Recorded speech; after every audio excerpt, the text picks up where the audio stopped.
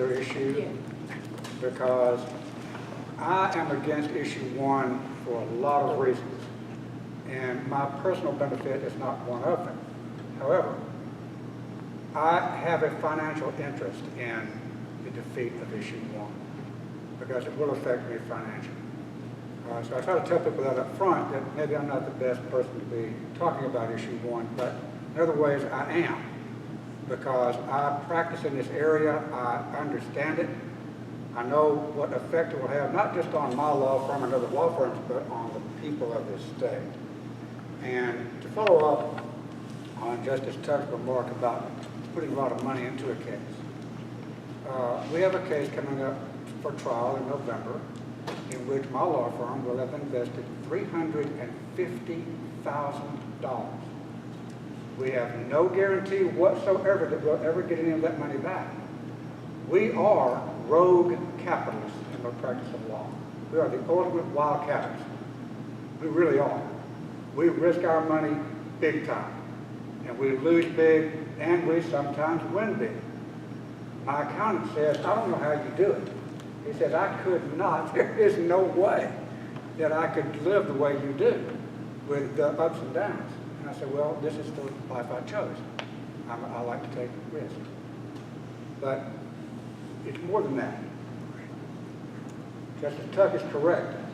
We take cases because we believe in them. And we do not take cases that we do not believe in. In fact, we encourage people to not go forward with cases that we think do not have merit. It's a burden on the judicial system. It's a burden on us as a business. We can't do it. We can't operate that way. And people used to ask me about how could you be successful as quickly as you were after opening up your firm in Little Rock. They used to practice down in Texas. And I tell them it's really simple. I'm very conservative. I'm careful about the cases that I take.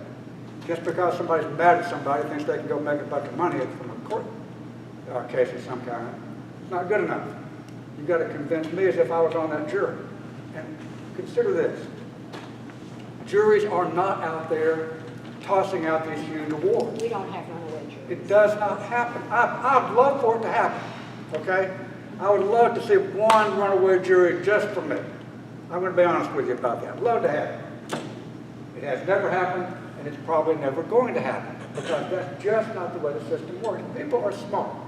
When a lawyer goes in front of a jury, if he or she thinks that they are smarter than that jury, they are going to get punished so bad. It's ugly. You try to fancy your way around and manipulate 12 honest Arkansans, they see through you like water. The only way you're going to be successful is to get up there and tell them the truth. Bring the truth out. And that's what makes the practice of law fun, to be quite frank about it. That's what makes it exciting, is that you're pursuing truth. You're trying to get justice. That's what's important. That's what drew me to the practice of law. That's what drew my father to the practice of law. And I'm proud to be a part of it. So it's difficult for me when I hear people talking about greedy trial lawyers. It's not true, number one. Runaway juries, not true.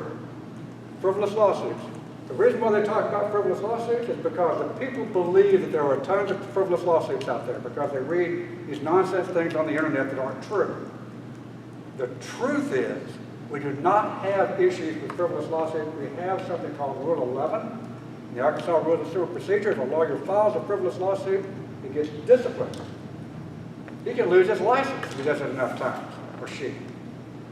They could get fined, and also they could have to pay the attorney's fees of the defense. Sure. It can be disbarred. Sure. You can get in all kinds of trouble.